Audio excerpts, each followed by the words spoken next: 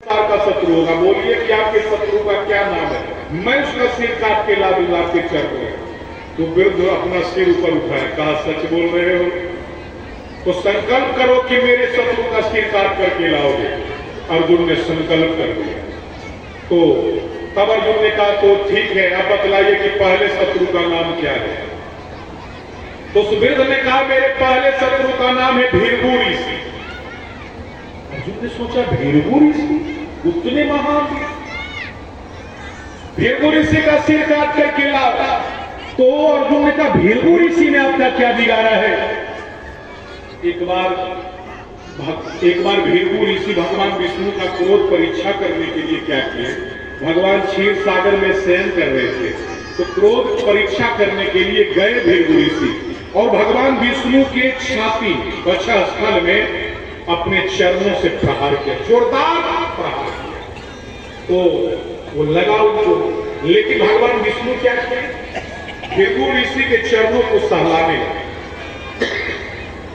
लगे और सहला करके कहते हैं ऋषि कहीं मेरे कठोर चरणों से आपके कोमल वक्ष स्थल में, कहीं मेरे कठोर वक्ष स्थल से आपके कोमल चरणों को कोई तकलीफ तो नहीं हुआ ना, कोई कष्ट तो नहीं हुआ ना स्वामी? तो वो वृद्ध कहता है कि वो भीरभू ऋषि का सिर चाहिए जिसने मेरे भगवान विष्णु के छाती में अपने कठोर चरणों से प्रहार किया। यदि वो भीरभू ऋषि मुझे मिल जाए तो मैं उसका सिर काट करके ले आऊंगा। हे मानव, जाओ भीरभू ऋषि का सिर काट करके लाओ। एक लड़का वहां पर है जो इस साइड बैठा हुआ, उसको उठा करके उधर फेंक दिया। अभी भी देखिए इस साइड बैठा हुआ, उसी को उसको पीछे कर उसे का सिर काट करके लाऊंगा। ये काम हमसे नहीं होगा। बोलिए आपके दूसरे शत्रु का क्या नाम है? तो उस वृद्ध ने कहा मेरे दूसरे शत्रु का नाम है अर्जुन। अर्जुन मन में सोचे कहीं किसी अर्जुन को तो ही नहीं ढूंढ रहा है। अच्छा हुआ मैंने नाम नहीं बतलाया इससे पहले। अर्जुन कहते किस अर्जुन की बात आप कर रहे हैं? तो वृद्ध कहता तुम नहीं जानते हो अर्जुन के बारे में? गांडीव धनुष को धारण करने वाला अर्जुन, श्वेत घोड़े के रथ पर भ्रमण करने वाला अर्जुन, कौरव पुत्र अर्जुन, दुनिया का त्रिलोकी का सर्वश्रेष्ठ धनुर्धारी अर्जुन, उसी का सिर काट करके लाना है तुझे।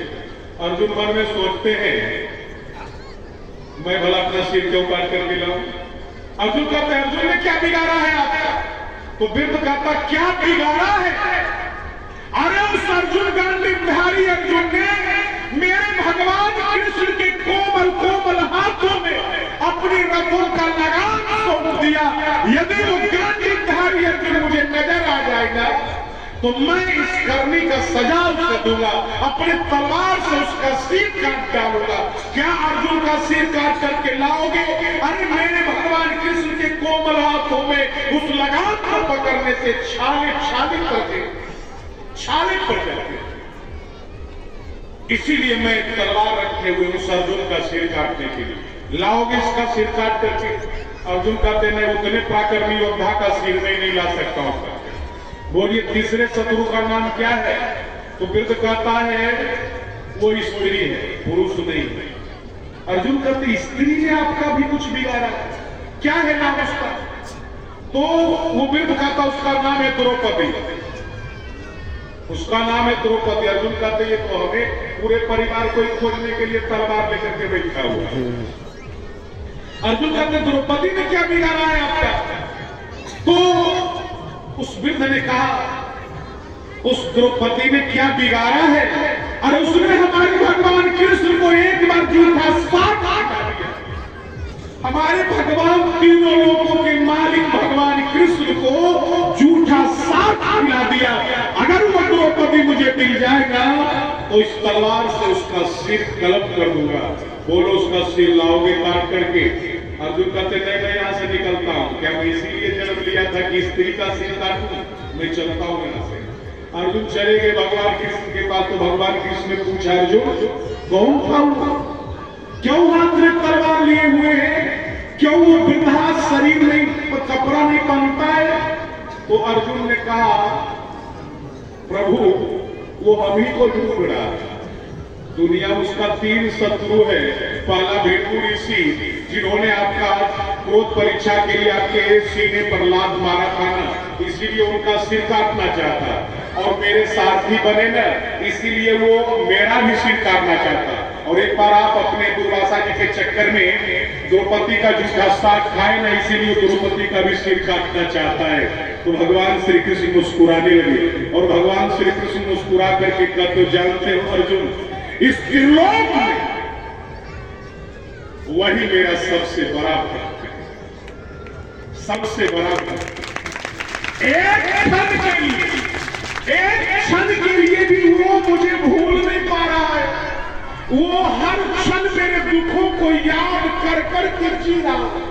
वो प्रतिशोध की अग्नि में जल रहा है। वो हमेशा मुझे ही याद किए, वो मुझे भूल ही नहीं पा रहा। एक क्षण के लिए भी वो मेरे ध्यान से हट नहीं रहा है।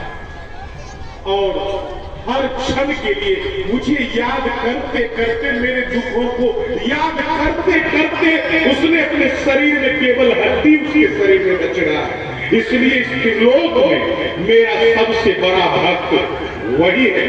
और अर्जुन ये सब सुन रहे थे और अर्जुन का जो अहंकार था वो गल कर पानी पानी हो गया। जो मन में था कि मैं भगवान का सबसे बड़ा भक्त हूँ, वो अहंकार भगवान ने तुरंत खत्म कर दिया कि देखो वो हमेशा मेरे दुखों को याद करके जंगल में प्रतिशोध की अग्नि में जल रहा है। वो मेरा सबसे बड़ा।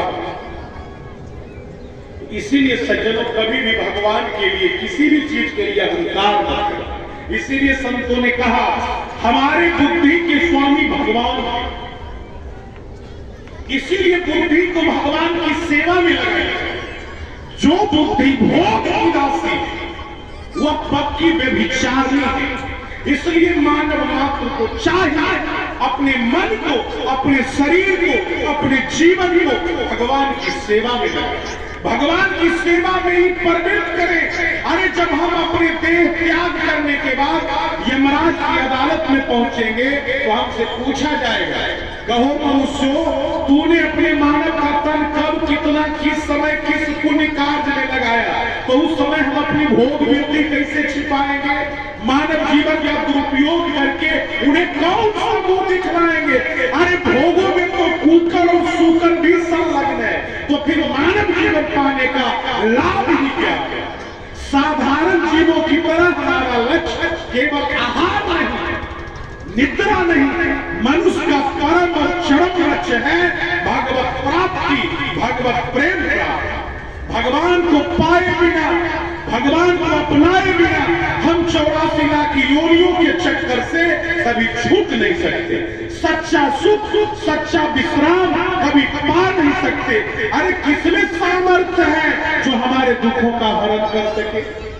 भगवान के अलावा चाहे आप बड़े बड़े गुफाओं में चले जाओ, पर्वत की कंदराओं में चले जाओ, लेकिन किसमें सामर्थ्य है जो हमारे दुखों का हरण कर सके?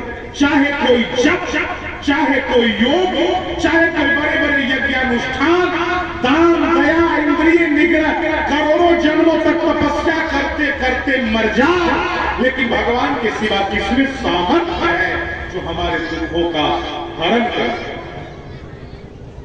इसलिए सज्जनों, एक क्षण के लिए भी भगवान को भूले नहीं, एक क्षण के लिए भी भगवान को भूले नहीं। हमेशा परमात्मा के चरणों में रहना है, हमेशा परमात्मा को याद करना है। एक बार नारद घूमते घूमते लोग भगवान विष्णु के लोक में पहुंचे। उनके लिए जानते हैं कहीं भी प्रतिबंध नहीं था, कहीं भी जा सकते थे किसी भी समय। देव ऋषि थे तो पहुंचे न जब विष्णु लोग भगवान विष्णु के पास, तो उन्होंने क्या